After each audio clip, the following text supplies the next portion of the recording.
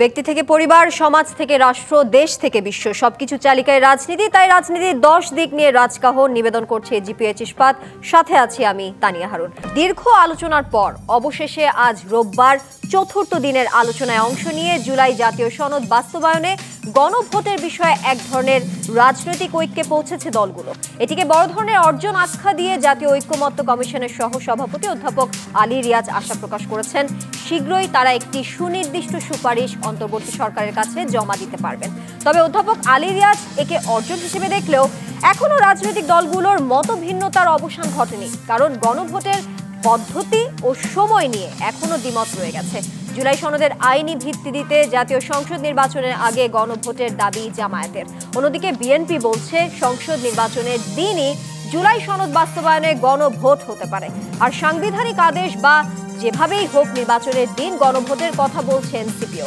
এদিকে দিনের পর দিন আলোচনায় বসেও জুলাই সনদ নিয়ে ঐক্যমত্যে না আসতে পারায় রাজনীতিকদের অনেকে বলছেন অহেতুক সাংবিধানিক বিতর্ক তুলে জুলাই সনদ বাস্তবায়নকে বিলম্বিত করতে থাকলে আরেকটি গণ অভ্যুত্থান অনিবার্য হয়ে পড়বে, তখন কেউ পালানোর পথ পাবে না। এমন শঙ্কার মধ্যে রাজনৈতিক অঙ্গনে ঝড় তুলেছে উপদেষ্টা নাহিদ ইসলামের একটি বক্তব্য। সম্প্রতি একটি টেলিভিশনে দেওয়া সাক্ষাৎকারে উপদেষ্টাদের অনেককেই বিশ্বাস করে প্রতারিত হয়েছেন জানিয়ে তিনি বলেছেন, অনেক উপদেষ্টা বিভিন্ন রাজনৈতিক দলের সঙ্গে লিয়াজও করে নিজেদের আখের গুছিয়েছেন। এখন ওইসব উপদেষ্টা নিজেদের সেফ এক্সিটের কথা ভাবছেন বলেও অভিযোগ তার। কেমন হতে যাচ্ছে উপদেষ্টাদের বিশ্বাস অবিশ্বাসের পরিণতি? কেমন হতে যাচ্ছে জুলাই সনদ বাস্তবায়ন পদ্ধতি?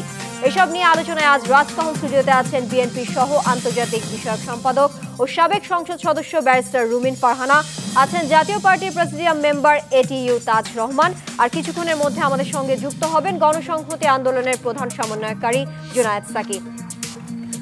আমরা আপনাদের দুজনকেই স্বাগত জানাচ্ছি আমাদের আজকের রাজকাহন স্টুডিওতে। শুরুটা করতে চাই এটিইউ তাজ রহমান আপনাকে দিয়ে। যেমনটা নিশ্চয়ই শুনছিলেন, জুলাই সনদ বাস্তবায়নে গণভোটে অবশেষে দীর্ঘ আলোচনার পরে একমত হয়েছে রাজনৈতিক দলগুলো, কিন্তু আসলে গণভোটের সময় এবং পদ্ধতি নিয়ে কিন্তু এখনো দ্বিমত রয়ে গেছে। অর্থাৎ বিএনপি বলছে সংসদ নির্বাচনের দিনই গণভোট হতে পারে, অন্যদিকে জামায়াত বলছে নির্বাচনের আগেই হোক গণভোট। আমি জানতে চাচ্ছি, সংসদ নির্বাচনের দিন গণভোটের পক্ষে নাকি আগে আলাদা করে গণভোট করার পক্ষে আপনারা? কেন? ধন্যবাদ আপনাকে এবং আমার সহ-আলোচক রুমিন ফারহানা সহ দর্শক সবাইকে সালাম এবং শুভেচ্ছা। আপনি একটা কথা বলেছেন যে ঐক্যমতের কমিশনে ওনারা অ্যাগ্রিড হয়েছে একটা নির্বাচনের জন্য, কোন ফরম্যাটে হবে সেটা হয় নাই। এখন আপনি বুটের ডেট ঠিক করলেন, এক্সামের ডেট ঠিক করলেন, প্রশ্নপত্র এখনও ঠিক নেই কীভাবে হবে কি না, সেই বুটটা নিয়ে একটা ঝামেলা হবে।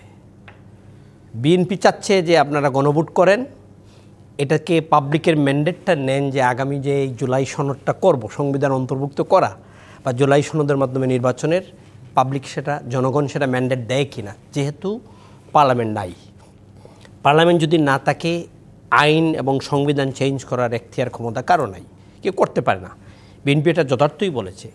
জামাত বলছে না, আপনারা যেহেতু আগের গণভোটগুলো যেরকম হয়েছে সেই গণভোটের মাধ্যমে আপনারা করে এটাকে ভ্যালিডেটেড করতে পারেন। বিএনপি সেটাতে আমি যথার্থই দেখলাম আজকে বলছে না, এটা আগে ম্যান্ডেট নিব তারপরে এটা করা হবে। এখন যেহেতু এটাতে আমরা নাই, ঐক্যমত কমিশন অর্ধেক ঐক্যমতের কমিশনে আমরা নাই, আমরা সেটাতে পার্টিসিপেট করছি না। ওনারা যা করবে, যেটা আজকে দেখলাম জামাত সেই সাথে বিভ্রান্তিও প্রকাশ করেছে। একই দিনে আসলে নির্বাচনের সাথে যদি গণভোটও হয় সংসদ নির্বাচনের দিন, সেটা আসলে কতটা যৌক্তিক হতে পারে এই প্রশ্নও তো সেটা আলোচনার বিষয়। এটা জামাত বলতেই পারে। জামাত তো আলোচনার টেবিল থেকে বাইরে গিয়ে আন্দোলন করছে। আমরা একসাথে টেবিলে আলোচনায় আছি, আমি বাইরে গিয়ে আপনার বিরুদ্ধে আন্দোলন করছি, তাহলে তো আপনার সভাপতিত্বে আপনি এনকোরিংটা এত মানলাম না। জামাত দুইটা একসাথেই করছে। এখন আমার কাছে মনে হচ্ছে বিএনপি যদি এইটাতে সহমত যায়, তাহলে 2 দিন পরে আবার জামাত বলবে ওইটি তাহলে পিআরটা করতে হবে, পিআরে আসেন। পিআর তো আগে বলছিল আপার হাউসে, এখন জামাত বলতেছে পিআর নিম্নকক্ষেও করতে হবে, লোয়ার হাউসেও করতে হবে। তাহলে কোথায় আমরা যাচ্ছি? তারপরে যদি আবার 3 নম্বরে এটা অ্যাগ্রিড বিএনপি হওয়ার পর বলে না, জাতীয় নির্বাচন আগে হবে না, আগে আসুন আমরা স্থানীয় নির্বাচন করি, আমাদের পরীক্ষা করি। এখনও কিন্তু অনেক জটিল সমীকরণ বাকি আছে, এটা আমরাও জানি, জাতীয় জানে, সাধারণ মানুষও জানে। সব এক জায়গায় আসতে আপনি একটু আগে বললেন যে ঐক্যমতে আসার জন্য এতদিন সময় লাগছে কেন? চতুর্থ দিনের মতো বৈঠকে তারা বসেছে। ক্ষমতায় যাওয়া, ক্ষমতায় থাকা, ক্ষমতায় যেতেই হবে, পাওয়ার এক্সারসাইজ করতেই হবে। আমাদের রাজনৈতিক দলগুলোতে শুধু আগে বর্জুয়া সংগঠনকে, বর্জুয়া রাজনৈতিক দলকে দোষারোপ করা হতো, এখন এইগুলো না, ক্যাডার ভিত্তিক দল একই জিনিস, ক্ষমতার এক্সারসাইজ করছে। মাহফুজ অ্যাডভাইজার তো বলেই দিয়েছেন যে ক্ষমতা যারা আছে তারা ভাগাভাগি করে নিয়ে ফেলেছেন অলরেডি। আমি তো মনে করি 3 গ্রুপের ভাগাভাগি, এনসিপি, জামাত, আমার বোন বিএনপিরা তারাও আছে। এখন আগামী দিনে যদি এই 2 জন উপদেষ্টা থাকে, এই ছাত্ররা ইলেকশন করে এনসিপি, তাহলে ডক্টর ইউনূস নিরপেক্ষ কেমনে হবেন? কারণ উনি তো বলেছেন আমার নিয়োগকর্তা হলো ছাত্ররা, আবার সেই ছাত্ররা নির্বাচন করছে ওনার রাষ্ট্রীয় ক্ষমতা এক্সিকিউটিভ পাওয়ারে থাকা অবস্থায়। তাইলে ওই নির্বাচনটা কি নিরপেক্ষ হবে? এটা তো যেটা একই কথা, সরকারি আধা সরকারি সহযোগী সবাই মিলে একটা নির্বাচন হচ্ছে। সেই নির্বাচনটা যে আগামী দিনে কোয়েকশন মার্ক রয়ে যাবে, এখন করা হচ্ছে যেভাবে সালাউদ্দিন সাহেব বলছেন, আগামী দিনে কিন্তু এগুলো ধরা হবে যদি হিসাব নিকাশ না করে আমরা সব কিছু এখন করতে চাই।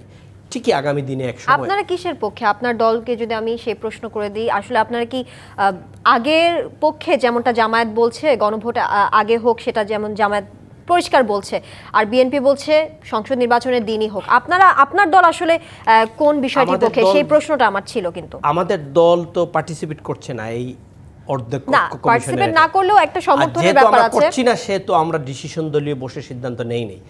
ওদের শেষ হওয়ার পরে আমাদের দলীয় ফোরামে বসে দলের সিদ্ধান্ত জাতিকে জানানো হবে, আমরা কি চাচ্ছি কি না, সেটা দল থেকে সিদ্ধান্ত হবে, সর্বসম্মতি পাবে। আমরা এসে আপনাদের সামনে, সেটা জাতির সামনে বলবো যে আমরা কি চাচ্ছি। দেশের স্বার্থে, সার্বভৌম স্বার্থে, জনগণের স্বার্থে যেটা ভালো হবে সেটাই জাতীয় পার্টি চাবে এবং সেটাই জাতীয় পার্টির দাবি থাকবে। ধন্যবাদ আপনাকে এটিও তাজুর রহমান। এবারে যেতে চাই ব্যারিস্টার রুমিন ফারহানা আপনার কাছে। এবি পার্টির চেয়ারম্যান মুজিবুর রহমান মঞ্জু বলেছেন জুলাই সনদ বাস্তবায়নে ঐক্যমত্য না হলে আরেকটি অভ্যুত্থান অনিবার্য। আপনার কি মনে হয় এই বক্তব্য আসলে রাজনৈতিক চাপ সৃষ্টি করছে নাকি আসলে বাস্তব উদ্বেগ প্রকাশ করছে? এই বিষয়টি আপনার কাছে জানতে চাই। আরেকটি বিষয় নিয়ে আপনার কাছে জানতে চাই, সেটা হচ্ছে ইসলামী আন্দোলন বাংলাদেশের যুগ্ম মহাসচিব মাওলানা গাজী আতাউর রহমান একটি বক্তব্য রেখেছেন। তিনি বলেছেন ৭২-এর সংবিধান টিকিয়ে রাখতে ভারতের ইশারায় মরিয়া বিএনপি। ওনার এই অভিযোগের সুর বিএনপির দিকে কেন, কি বলবেন আপনি? আমি আগে মঞ্জু ভাইয়ের কথার উত্তরটা দেই। ইতিমধ্যেই আপনারা সকলেই জেনেছেন যে আমাদের যিনি প্রধান উপদেষ্টা তিনি স্পষ্টতই জানিয়ে দিয়েছেন ফেব্রুয়ারির পর উনি আর একদিনও থাকতে চান না, এবং ফেব্রুয়ারির মধ্যে যদি পলিটিক্যাল পার্টিগুলো একটা কনসেনসাসে এসে নির্বাচনের ফয়সালা চূড়ান্ত করতে না পারে তাহলে সম্ভবত তিনি ফেব্রুয়ারির পর চলে যাবেন। এই সাথে যদি আপনি নাহিদ ইসলামের কথাটা আজকে মেলান, উপদেষ্টারা অনেকেই সেফ এক্সিট খুঁজছে, এবং আমার মনে হয় সেফ এক্সিট খুঁজতে উপদেষ্টাদের খুব কষ্ট করতে হবে না, কারণ ম্যাক্সিমাম উপদেষ্টা ডুয়েল সিটিজেনশিপ নিয়ে চলছেন। সো তাদের একটা বড় অংশই দেশের বাইরে অটোমেটিক্যালি চলে যেতে পারবেন, এবং শুধু দেশের বাইরে তো না, বিশ্বের শ্রেষ্ঠ দেশগুলোতেই তারা আবারও ফিরে যাবেন। সো এই জন্য তাদের খুব একটা এক্সিট রুট খুঁজতে খুব কষ্ট করতে হবে তেমনটিও না। সো আমরা যদি এটা দেখি সাদা চোখে এই ইনফরমেশনগুলো, তাহলে এটা সহজেই অনুমেয় যে যদি পলিটিক্যাল পার্টিগুলো একটা নির্বাচন আয়োজন করতে ব্যর্থ হয় ফেব্রুয়ারির মধ্যে, তাহলে বাংলাদেশ একটা গভীর অনিশ্চয়তায় পড়বে। আপনি নিশ্চয়ই লক্ষ্য করেছেন আওয়ামী লীগের মিছিল বড় হচ্ছে, আওয়ামী লীগের মিছিল আগের চেয়ে অনেক বেশি ঘন ঘন হচ্ছে, আওয়ামী লীগের মিছিল ঢাকার অনেক গুরুত্বপূর্ণ সড়কগুলোতে হতে দেখছি আমরা, এবং মিছিলের দৈর্ঘ্য প্রস্থ যথেষ্ট বড়। সুতরাং ঘরের পাশে আওয়ামী লীগ যে হাত পা গুটিয়ে বসে আছে তেমনটিও নয়। শুরুর দিকে আমরা যেমন তাদের মধ্যে কিছুটা হতবিহ্বল ভাব বা কিছুটা হতচকিত অবস্থা লক্ষ্য করেছিলাম, এই সরকারের ক্রমাগত উপর্যুপরি ব্যর্থতা তাদেরকে সেই সাহস দিয়েছে যাতে তারা কোনো রকম কোনো দুঃখ প্রকাশ না করে, কোনো রকম কোনো অনুশোচনা না করে আবারও বীর দর্পে পলিটিক্সে আসবার কথা চিন্তা করে। এবং ভেরি রিসেন্ট যেই ইন্টারভিউটা আমাদের প্রধান উপদেষ্টা দিলেন, সেখানেও কিন্তু তিনি বেশ কিছু জায়গা একটু হেইজি বা একটু অস্পষ্ট রেখেছেন। তিনি বলেছেন যে আমরা আওয়ামী লীগকে নিষিদ্ধ করিনি, তাদের কার্যক্রম স্থগিত আছে আপাতত, এবং তারা নির্বাচনে অংশ নেবে কি নেবে না এটা নির্বাচন কমিশন ঠিক করবে। বিষয়টির মধ্যে এক ধরনের, এবং সেই সাথে প্রধান উপদেষ্টা প্রেস সচিব শফিকুল আলম কিন্তু জানিয়েছেন এটি একটি ট্রান্সলেশন জনিত সমস্যা। আপনি এই বিষয়ে কি বলবেন? দেখুন, পলিটিশিয়ানরা যখন কোনো কিছু অ্যাভয়েড করতে চান ওনারা পলিটিক্যাল সিকনেস বলে একটা কথা আছে, রাজনৈতিক অসুস্থতা। ওনারা হঠাৎ অসুস্থ হয়ে যান। ধরুন কোন একটা সমাবেশে আপনি যেতে চাইছেন না, কোন একটা মিটিং আপনি অ্যাটেন্ড করতে চাচ্ছেন না, আপনাকে কল করা হলে ইনভেরিয়েবলি আপনি বলবেন আমি অসুস্থ। এটাকে আমরা বলি পলিটিক্যাল সিকনেস। সো এই ধরনের অজুহাত আসতে পারে, কিন্তু আমার ব্যাখ্যা আমি করেছি, মানুষও তার যার যার ব্যাখ্যা শেষে করবে। এই সকল কিছু যদি আপনি এক জায়গায় নিয়ে আসেন, আপনি দেখবেন একটা গভীর অনিশ্চয়তা, এবং দেশের ভেতরে দেশের বাইরে ক্রমাগত কিন্তু অস্থিতিশীল পরিবেশ তৈরি হচ্ছে, এবং অস্থিরতা হচ্ছে। আপনি দেখুন 700-র উপরে পূজা মণ্ডপে অসুরের চেহারায় দাড়ি বসানো হয়েছে। আমি কোনো গোষ্ঠী, কোনো সম্প্রদায় কিংবা কোনো ব্যক্তি আমি এজন্য দায়ী করব না। কোনো একটা মহল চাইছে দেশটা অস্থিতিশীল হোক, এবং কোন মহল এটা আমি জানি না, কিন্তু আপনিও জানেন না। সরকারের দায়িত্ব ওই মহলটিকে খুঁজে বের করা। আপনি দেখুন প্রতিদিন কোথাও না কোথাও মব ভায়োলেন্স হচ্ছে, সরকার নিন্দা জানানোর বাইরে। আচ্ছা, কোনো সরকার যে নিজেকে নিজে নিন্দা জানাতে পারে, এটাও বাংলাদেশে একটা অভূতপূর্ব দৃষ্টান্ত। আমরা কিন্তু তার বাইরে সরকারকে কোনো কার্যকর পদক্ষেপ নিতে দেখি নাই। এখনই আপনার হেডলাইনে যাচ্ছিল 6,67,000 কোটি টাকা মন্দরিন। বাংলাদেশের ইতিহাসে এত মন্দরিন কোনোদিন হয় না। 2.5 লক্ষ কোটি টাকা এক বছরে হয়েছে। জি ব্যারিস্টার রুমিন ফারহানা, এই বিষয়টি আবারও আসবো, আমরা একটি বিরতি নিয়ে ফিরছি। জিপিএইচ ইস্পাত নিবেদিত রাজকাহন থেকে এই পর্যায়ে নিচ্ছে একটি বিরতির সাথে থাকুন। আমন্ত্রণ আরও একবার জিপিএইচ ইস্পাত নিবেদিত রাজকাহনে। আজ আমরা আলোচনা করছি গণভোটে ঐক্য, সময় নিয়ে অনৈক্য শিরোনামে। আর এই মুহূর্তে আমাদের সাথে স্টুডিওতে যুক্ত হয়েছেন গণসংহতি আন্দোলনের প্রধান সমন্বয়কারী জুনায়েদ সাকি। আপনাকে স্বাগত। আবারও যেতে চাই ব্যারিস্টার রুমিন ফারহানা আপনার কাছে। বিরতির আগে যে বিষয়টি নিয়ে আপনি আসলে কথা বলতে পারেননি, আমরা সময় স্বল্পতার কারণে বিরতিতে চলে গিয়েছিলাম। আমরা বলছিলাম ইসলামী আন্দোলন বাংলাদেশের যুগ্ম মহাসচিব মাওলানা গাজী আতর রহমানের একটি বক্তব্য। তিনি বলেছেন 72-এর সংবিধান টিকিয়ে রাখতে ভারতের ইশারায় মরিয়া বিএনপি। অর্থাৎ আমি যদি একদম সুস্পষ্টভাবে বলি, উনি বলেছেন 72-এর সংবিধান ভারতের স্বার্থ রক্ষা করে। এই সংবিধানের কারণে বারবার দেশ সংকটে পড়ছে, অথচ সেই সংবিধান টিকিয়ে রাখতে ভারতের ইশারায় বিএনপি মরিয়া। আপনার কাছে আমার সেই প্রশ্ন ছিল যে তার এই অভিযোগের সুর কেন বিএনপির দিকে? Offence is the best defence. আমরা যখন কোনো ভুল করি, বিশেষ করে বাচ্চারা খেয়াল করবেন বাসায়, ওরা যখন কোনো ভুল করে দ্রুত সে চেষ্টা করে দোষটা কার উপরে দিয়ে আগে নিজেকে সে নির্দোষ প্রমাণ করবে।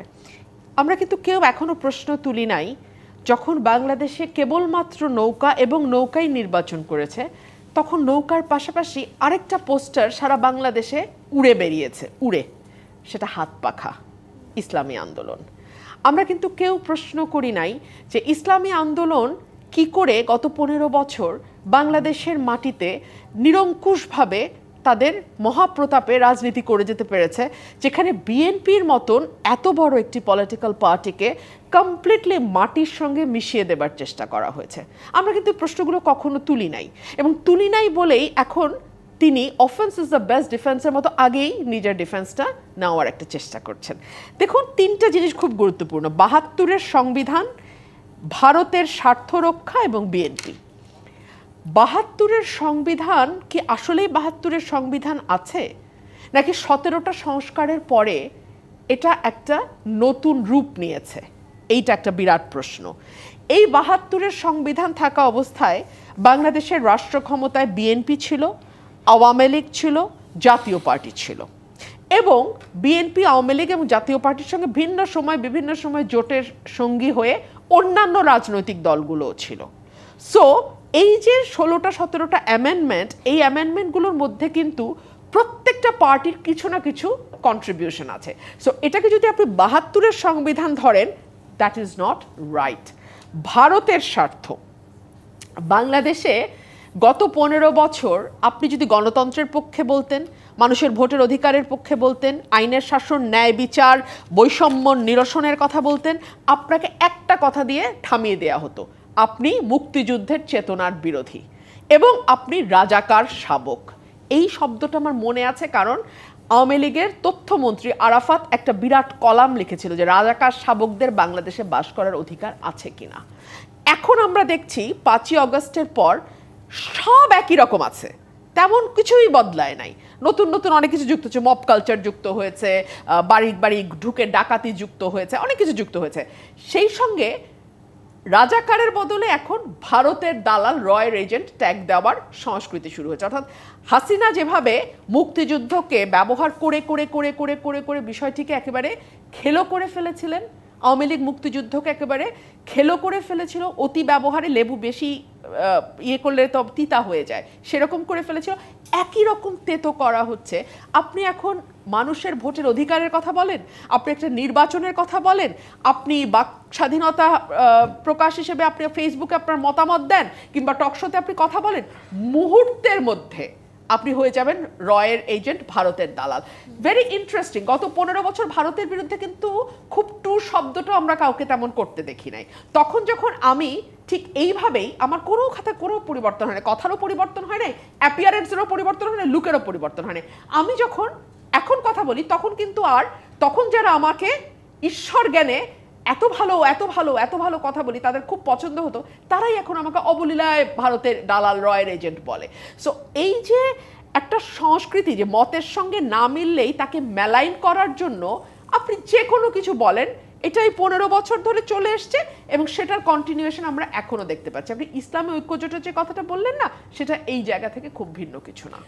এবং সেই সাথে কিন্তু ইসলামী আন্দোলন বাংলাদেশের সিনিয়র নায়েবে আমির মুফতি সৈয়দ মোহাম্মদ ফাউজুল করিমও একটি কথা বলেছেন। তিনি বলেছেন, মুসলিম লীগ, আওয়ামী লীগ, বিএনপি ও জাতীয় পার্টির শাসন জনগণ দেখেছে, তাদের শাসনে সাধারণ মানুষের ভাগ্যের কোনো পরিবর্তন হয়নি। খালি নেতা দল কিংবা শুধু দেশ বদল করলে আসলে শান্তি আসবে না, শান্তি তখনই আসবে যখন আমরা নীতি আদর্শের পরিবর্তন আনতে পারবো। ওনার এই বক্তব্যকে আপনি কিভাবে দেখছেন? দারুণ বলেছেন। এখন এই দারুণ কথাটা মানুষ যদি বিশ্বাস করে ওনাকে ভোট দেবে, উনি সরকার গঠন করবে, উনি দেশের পরিবর্তন আনবে, কোনো অসুবিধা নাই তো। এই কথাটা সকলের ক্ষেত্রে প্রযোজ্য। ধরুন যারা নতুন বন্দোবস্ত, নতুন রাজনীতি, বাইনারি, অনেকগুলো কিছু কিছু মানে কয়েকটা শব্দ শিখে সেগুলো জার্গল করে যেভাবে পলিটিক্সটাকে দীর্ঘদিন ধরে করেছে আমরা দেখেছি, সেই মানুষগুলোই যখন দেখি 10 লক্ষ টাকার জন্যে আওয়ামী লীগের নেতার বাড়িতে হানা দেয়, কিংবা যখন দেখি উপদেষ্টাদের 9-6 নিয়ে তারাই কথা বলে, কিংবা তাদের পিএসদের দুর্নীতির খবর যখন প্রকাশিত হয়ে যায়, তারা বিভিন্ন জায়গায় চাঁদাবাজি করতে গিয়ে যখন ধরা পড়ে সমন্বয়ক পরিচয় দিয়ে, তখন তো আসলে আর এই নতুন বন্দোবস্তের কোনো অর্থ থাকে না। জি, ব্যারিস্টার রুমিন ফারহান, আপনাকে ধন্যবাদ আপনার মতামতের জন্য। এবারে যেতে চাই এটিও তাজুর রহমান আপনার কাছে। আবারও যেতে চাই আসলে গণভোট নিয়ে। জুলাই বাস্তবায়নে আসলে সবাই গণভোটের সিদ্ধান্তে একমত হয়েছে। এর মধ্যে জামাত যেমনটা বলছিল যে তফসিলের আগে এই গণভোট হতে পারে, কিন্তু এখানেও বিপদ রয়েছে বলে মনে করছেন বিশ্লেষকদের অনেকে। যেমনটা ধরেন মিশর ও তিউনিসের উদাহরণ দিয়ে তারা বলছেন, একাধিক নির্বাচনের কারণে ভোটার উপস্থিতি ক্রমেই কমে যায়, এতে বৈধতার সংকট তৈরি হবে। আপনি এই বিষয়টির সাথে কতটুকু সমর্থন যুক্ত করবেন? আমার সমর্থনই কিছু আছে যায় না। সবচেয়ে বড় কথা হলো এখন যারা আছেন ঐক্যমত কমিশনে চিন্তা করছেন নির্বাচন হবে, সেই নির্বাচনের মধ্যে দিয়ে ক্ষমতায় যেন যেতে হয়। দুইটা পক্ষ, বিএনপি ভার্সাস জামাত, যেতেই হবে। আর আরেকজন আছেন পীর ফজলুল করিম, যিনি কথা বলছেন জাতীয় পার্টির বিরুদ্ধে। জাতীয় পার্টির সাথে কিন্তু উনি জুটো করেছিলেন, উনি কিন্তু পাখা নিয়ে লাস্ট মেয়র নির্বাচনেও করেছিলেন। মেয়র নির্বাচনে ওনার ভাই ছিল রিয়েতে, বরিশালে, ওইখানে যখন থাবাটা খাইলো তারপরেই সরকারের বিরুদ্ধে আসছে, আবার কথাবার্তা শুরু করলো। আগামী নির্বাচনে আপনি কিভাবে করবেন, দেশের মানুষ কিভাবে ভোট দিবে? ভোট তো দিবে, নির্বাচন যদি করেন সেই নির্বাচনে এই পুলিশ করতে পারবে? এই পুলিশ তো এখনও মব বন্ধ করতে পারছে না। গ্যাংস্টার ইয়াং যারা আছে, কিশোর গ্যাং, প্রতিদিন মোহাম্মদপুর মিরপুরে যে অবস্থা করছে, পুলিশ কন্ট্রোল করতে পারছে না। আপনি 99 কল দেন, পুলিশে জিজ্ঞাসা করার ঘটনা কী, বলে আমার মারতেছে, ওই কলের রিজার্ভটা 1 ঘন্টা পরে 2 ঘন্টা পরে পুলিশ আসবে। আপনার এই 42 লক্ষ যদি পোলিং স্টেশন বুথ থাকে, এটা কন্ট্রোল কে করবে? এখানে যদি একটা পক্ষ বৃহত্তর একটা শক্তির নির্বাচনে অংশগ্রহণ না করে, সেই নির্বাচনকে আপনি সুষ্ঠুভাবে সুন্দরভাবে নির্বাচনটা করার জন্য আপনার যে সক্ষমতা এই সরকারের, সেটা তো নাই। নাহিদ ইসলাম যিনি উপদেষ্টা ছিলেন, উনি নিজে বলছেন এখানে কয়েকজন উপদেষ্টাকে এখানে বসে আমরা ভুল করেছি, এদের ইতিহাস বাইর করবো আরও কয়েকদিন পরে। মাসুদ কামাল আজকে বলেছেন এদের পাসপোর্ট আগে থেকে যেন রেখে দেওয়া হয় যাতে পালিয়ে যেতে না পারেন। কেন বলা হচ্ছে, কি কারণে বলা হচ্ছে? এখন যারা আছেন ওনারা কি নির্বাচন সুষ্ঠুভাবে করার ক্ষমতা রাখেন? 3 মাস নির্বাচনের বাকি, এখনও ঐক্যমত হওয়া যায় না নির্বাচন কিভাবে হবে। গণপরিষদ আগে হবে না একই দিনে হবে, নাকি পিআর পদ্ধতিতে নির্বাচন হবে, নাকি আগের সিস্টেমে নির্বাচন হবে? আমরা তো রাজনৈতিক দল যারা আছেন, যারা এখন এই আলোচনা টেবিলে আছেন, ওনাদের মতো ডিভিশন এত দিন ধরে পারা যাচ্ছে না, 1 মাসের এক্সটেনশনেও হচ্ছে না। তাহলে আমরা এখন কিভাবে ধরে নিব আগামী নির্বাচনটা সুষ্ঠুভাবে হবে এবং এই সরকার করতে পারবে? আমাদের মনে তো সন্দেহ জাগে যে এটা হবে কি না, হবে না, এই ফরম্যাটে হবে কি হবে না।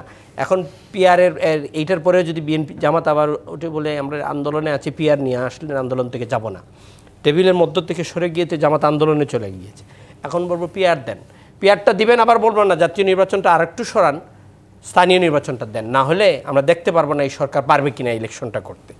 এই এত ঝামেলার মধ্যে আপনি কি করে এই দেশটাকে সুষ্ঠু নির্বাচন ফেব্রুয়ারিতে করবেন, আমি খুব সন্দিহান।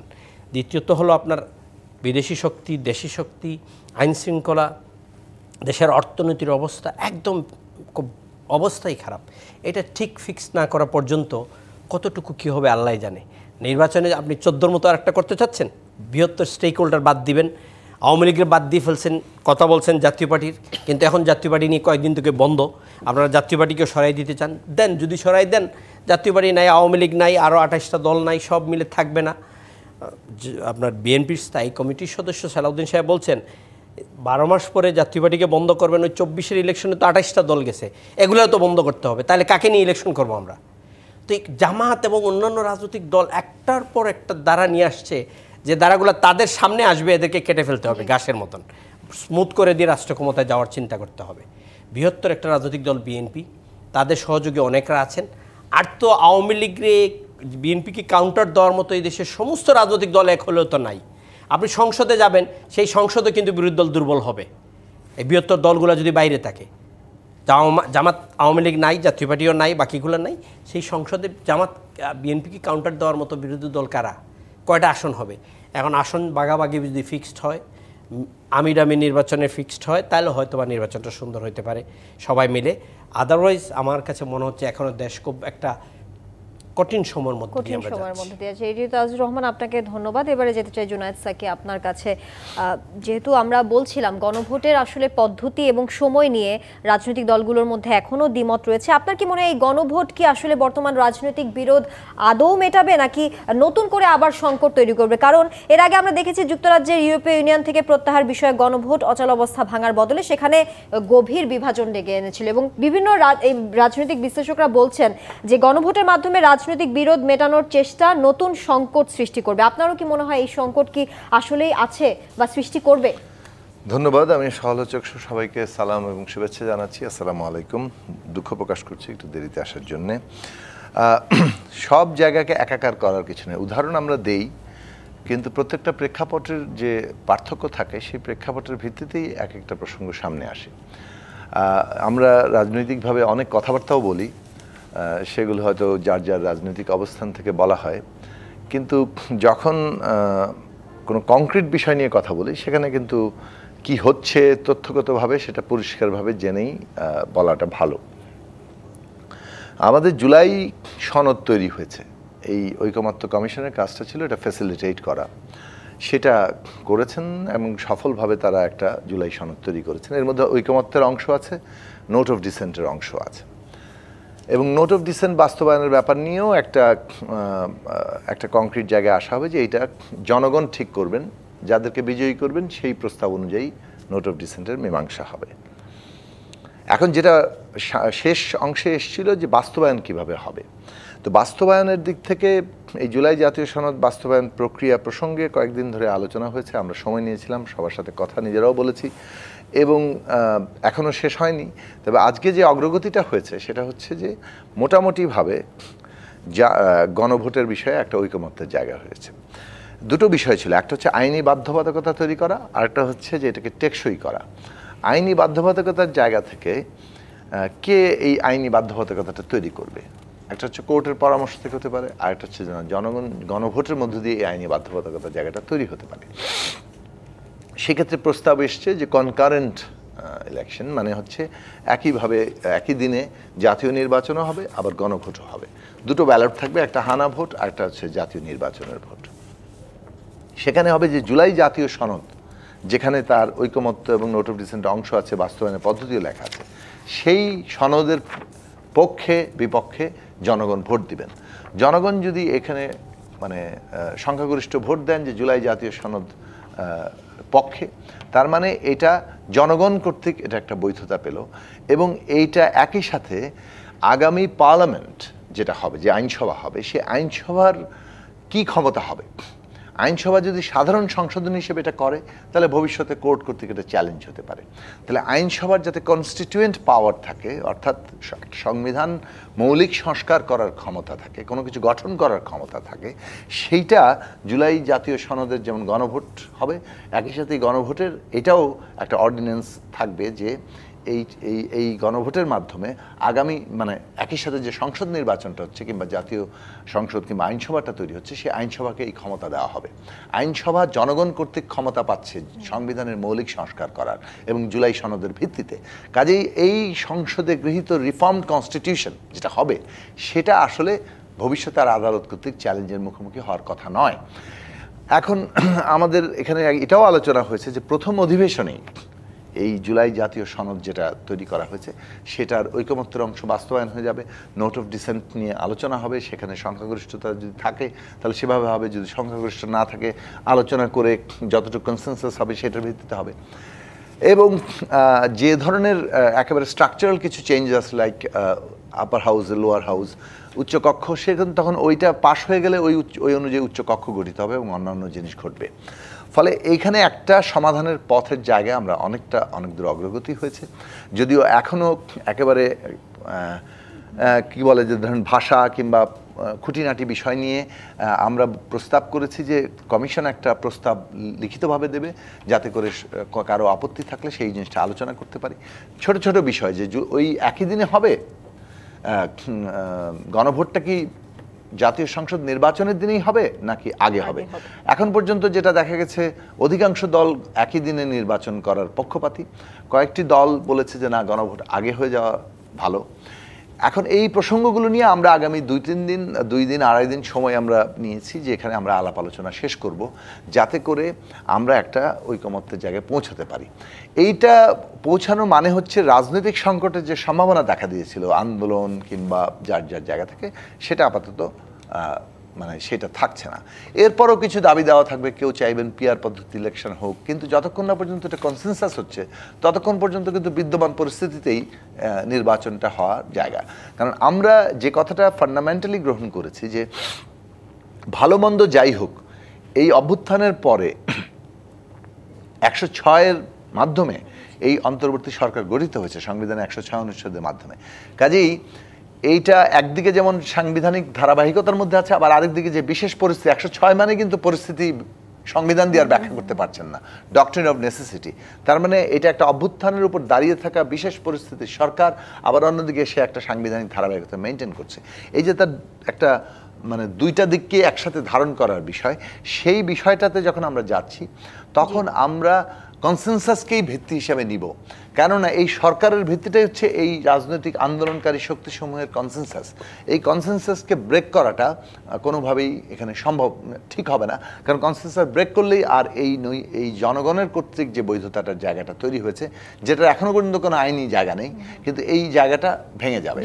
ফলে আমরা কনসেনসাসের ভিত্তিতে সেই নির্বাচনী উত্তরণটা হবে, বাংলাদেশে গণতান্ত্রিক রূপান্তর ঘটবে, এবং এইটা এখন প্রায় অনিবার্য একটা ব্যাপার।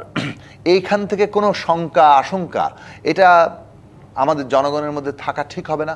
জনগণের ঐক্যবদ্ধ শক্তি হওয়া উচিত। আগামী মধ্য ফেব্রুয়ারির মধ্যে 26-এর মধ্য ফেব্রুয়ারির মধ্যে নির্বাচন হবে, এবং সেই নির্বাচনের মধ্যে দিয়ে বাংলাদেশ গণতান্ত্রিক উত্তরণে যাবে। যারা বাংলাদেশকে ক্ষতিগ্রস্ত করতে চায় তারা হয়তো এই প্রক্রিয়া ক্ষতিগ্রস্ত করবে। যে কোনো ধরনের আশঙ্কা সৃষ্টি এটাকে ক্ষতিগ্রস্ত করার একটা প্রক্রিয়া। সুতরাং সেই প্রক্রিয়াগুলোকে আমাদের জনগণের ঐক্যবদ্ধ শক্তি দিয়ে মোকাবেলা করে আমরা নিশ্চয়ই আমরাও সেই প্রত্যাশায় আছি, আমরা যেন মোকাবেলা করতে পারি এবং ফেব্রুয়ারি নির্বাচন যেন আমরা সঠিক এবং সুষ্ঠুভাবে হয় সেই প্রত্যাশা আমাদের আছে। আমরা একটি বিরতি নিয়ে আবারও আলোচনায় ফিরছি। জিপিএইচ ইস্পাত নিবেদিত রাজকাহন থেকে এই পর্যায়ে নিচ্ছে আরেকটি বিরতির সাথেই থাকুন। আমন্ত্রণ আরও একবার জিপিএইচ ইস্পাত নিবেদিত রাজকাহনে। আমরা আবারও ফিরে যাচ্ছি আলোচনায়। এবারে শুরু করতে চাই ব্যারিস্টার রুমিন ফারহানা আপনাকে দিয়ে। এনসিপির আহ্বায়ক নাহিদ ইসলাম যে কথাটি বলেছেন, অনেক উপদেষ্টা নিজেদের আখের গুছিয়েছেন অথবা গণ অভ্যুত্থানের সঙ্গে বিশ্বাসঘাতকতা করেছেন, সময় এলে তাদের নাম তিনি প্রকাশ করবেন। তার এই অভিযোগ কতটা যৌক্তিক আপনার কাছে মনে হয়? কেন? কারণ আসলেই কি আসলে উপদেষ্টার সাথে বিভিন্ন রাজনৈতিক দলের লিয়াজও করে ফেলেছে, আপনার মনে হয় সেটা?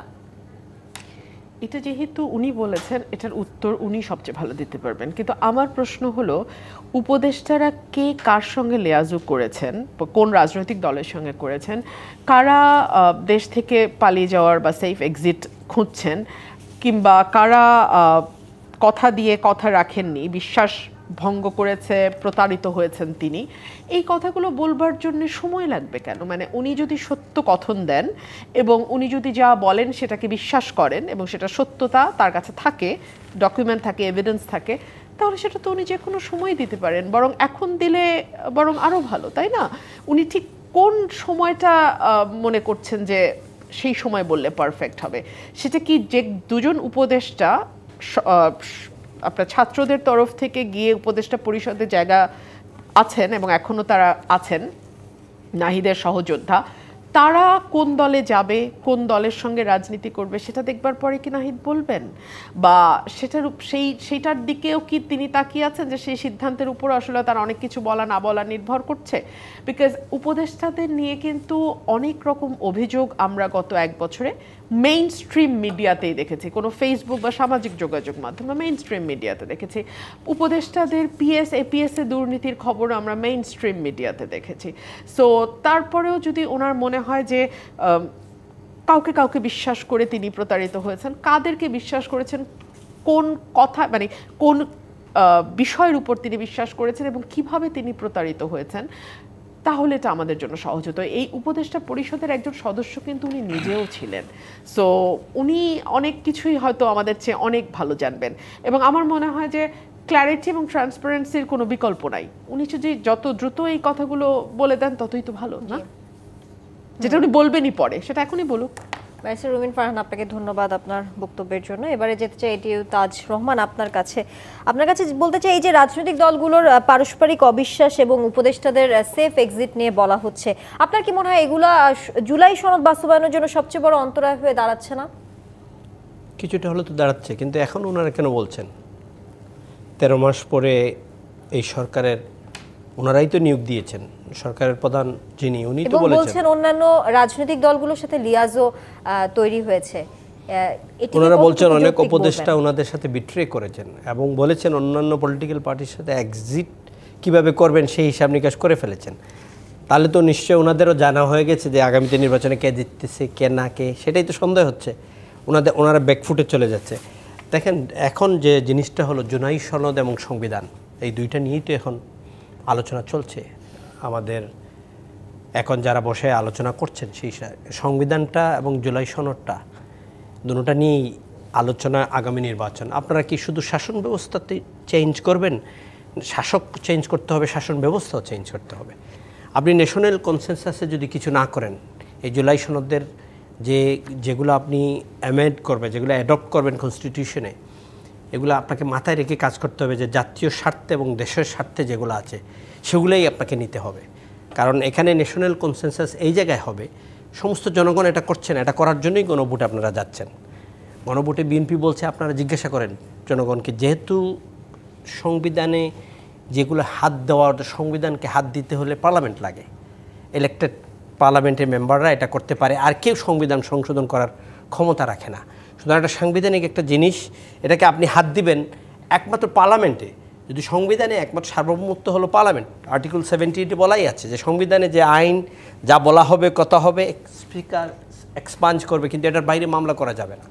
আপনি একটা জিনিস যখন নতুন করবেন, এটাতে আপনাকে সংবিধান লাগবে। যেহেতু সংবিধান এখন আপনি হাত দিতে পারছেন না, আপনি গণভোটে গেলে সেই গণভোটটা সব মানুষের একটা মতামত নিচ্ছে, এটা ভালো জিনিস। কিন্তু সেই গণভোটে দুইটা একসাথে যদি হয়, পাবলিক কিন্তু কনফিউশনে পড়বে। মানুষ মনে করবে দুইটা কোন জিনিসে, সাধারণ মানুষ, আপনার ইন্টেলেকচুয়াল মানুষ, শিক্ষিত মানুষরা হয় এগুলা নিতে পারবে, কিন্তু সাধারণ মানুষগুলো তো এটা নিতে পারবে না, বুঝতে পারবে না এটা কি হচ্ছে। সেই হিসাবে আমার মনে হয় আপনার আগামী নির্বাচন যদি ইনক্লুসিভ করতে চান, সবার অংশগ্রহণ করতে চান, স্পেশালি সব স্টেক হোল্ডাররা যদি নির্বাচনে অংশগ্রহণ করতে পারে, এই ন্যাশনাল কনসেনসাস এবং ইলেকশনটা আগামীতে এটার একটা জাতি হয়তো একটা এক্সাম্পল থাকবে। আদারওয়াইজ এই ইলেকশনটাকে নিয়ে আগামী দিনে আবার কথা হতে পারে। এটিও তাজুর রহমান, আপনাকে ধন্যবাদ। এবারে যেতে চাই জুনায়েদ সাকি আপনার কাছে। এনসিপির যুগ্ম আহ্বায়ক সারোয়ার তুষার বলেছেন এই সরকারের সময়ে জুলাই সনদের আইনি ভিত্তি দিতে হবে, জাতীয় মানে এই সরকারের সময়ে আসলে জাতীয় সনদের আইনি ভিত্তি দিতে হবে। আচ্ছা, আপনার কি মনে হয় বর্তমান সরকার এই প্রক্রিয়া কি সম্পন্ন করতে পারবে, নাকি পরবর্তী সংসদের ঝুঁকি রয়ে যাবে? আচ্ছা দেখুন, আমি ইতিমধ্যেই ঐকমত্য কমিশনের যে আলোচনা এবং সেখান থেকে আমরা যেখানে মোটা দাগে এক জায়গায় এসেছি সেই কথাগুলো তুলেছি। ব্রিফিংয়ে কে কি বলল সেটা তো অনেক ধরনের বক্তব্য আসে, সেই বক্তব্যের দ্বারা তো আসলে সব বিষয় নিয়ে আলোচনা করাটা দরকার নেই। আমাদের এই কথাটা আবারও বলি, যা এখানে আমি সংক্ষেপে বলার চেষ্টা করেছি সেটাই মূল প্রতিবাদ্য হিসেবে এখন পর্যন্ত আছে। আমরা সেই ঐকমত্যের জায়গাগুলো নিয়ে আলোচনা করছি। আমি বরং আসি আগের জায়গাতে, যে নির্বাচন গ্রহণযোগ্য হবে, প্রশ্নবিদ্ধ হবে, এই সমস্ত আলোচনা। নির্বাচন গ্রহণযোগ্য হবে, নির্বাচনে অংশগ্রহণকারী দলগুলো তারা যথাযথভাবে অংশ নেবেন, পরিবেশটা একটা ম্যাটার হয়ে উঠবে, নির্বাচনের পরিবেশটা, সেটা আমরা প্রস্তাব করেছি যে নির্বাচন পরিবেশ মনিটরিং কমিটি করা দরকার, রাজনৈতিক দলগুলো সেখানে থাকা দরকার। কোন দল অংশ নিতে পারবে না সেই বিষয়টা এখন আদালতের বিষয়, সেই আদালতের বিষয়, সেটা ঠিক হবে। ফলে আদালত কর্তৃক যদি কেউ আসলে বার থাকে তাহলে তাতে তারা অংশ না নিতে পারলে নির্বাচন অগ্রহণযোগ্য হয়ে পড়ে না। আচ্ছা, আসি ছোট করে যেটা বলি, উপদেষ্টাদের বিতর্ক নিয়ে যে কথাটা তুললেন, আমার মনে হয় যে কেউই যদি কোনো অভিযোগ তোলে সেটা অভিযোগটা স্পেসিফিক হওয়া উচিত। স্পেসিফিক অভিযোগ ছাড়া একটা ফাঁকা আপনি অভিযোগ তুলে দিলেন, এই ধরনের জায়গাগুলো বিভিন্নভাবে রিড করা যায়। এটা কি চাপ সৃষ্টি করার চেষ্টা করা হচ্ছে, অথবা আপনাকে এখন আপনি ঠিকমতো পাচ্ছেন না।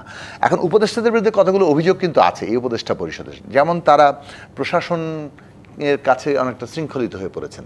এই যে প্রশাসনকে ওনারা যেভাবে পরিচালনা করার কথা ছিল সেটার বদলে তাদের কাছে কিছুটা শৃঙ্খলিত হয়ে পড়া, সেটা বরং জনগণ ক্ষতিগ্রস্ত হচ্ছে, আইন শৃঙ্খলা পরিস্থিতি নিয়ন্ত্রণ হচ্ছে না। কোনো কোনো দলের প্রতি তারা পক্ষপাত দেখাচ্ছেন। সেই পক্ষপাতের জায়গাগুলো নিয়ে বরং আমরা যতটা আমরা সমালোচনা করা দরকার আমরা বরং যথেষ্ট সমালোচনা করিনি। যেমন আপনি সর্বশেষ জাতিসংঘের প্রতিনিধিত্বের প্রশ্নেও পক্ষপাতের জায়গা আছে। সুতরাং সেই প্রশ্নগুলো তো আসলে আছে, কিন্তু আমরা বাংলাদেশের জাতীয় স্বার্থ হিসেবে দেখছি যে একটা অভ্যুত্থানের মধ্যে দিয়ে এই সরকার গঠিত হয়েছে, যারা একটা ট্রানজিশন সম্পন্ন করছেন এবং একটা এই উত্তরণ পর্ব সম্পন্ন করার ক্ষেত্রে তারা মোটা দাগে উত্তরণ পর্বের সহায়ক কিনা এবং বাংলাদেশের একটা গণতান্ত্রিক উত্তরণে কার্যকর ভূমিকা রাখতে পারছেন কিনা। আমরা আশা করি যে এই সরকার এই কাজটি, তার যে দায়িত্ব সেটা তারা পালন করতে পারবেন, তাদের সফল হওয়াটাই আমাদের জাতির জন্য ভালো। ব্যর্থ হওয়ার কোনো সুযোগ নেই, পুরো দেশ জনগণ সেই আশা করে বসে আছে। সেটি আসলে বাস্তবায়ন হবে। আপনাদের তিনজনকে ধন্যবাদ আজকে রাজকাহনে সময় দেওয়ার জন্য। এখানে আমরা শেষ করছি আজকের মতো। বিদায় নিচ্ছি জিপিএইচ ইস্পাত নিবেদিত রাজকাহন থেকে। ফিরবো আগামীকাল রাত 10টায় নতুন রাজকাহন নিয়ে। ডিবিসির সঙ্গে থাকুন।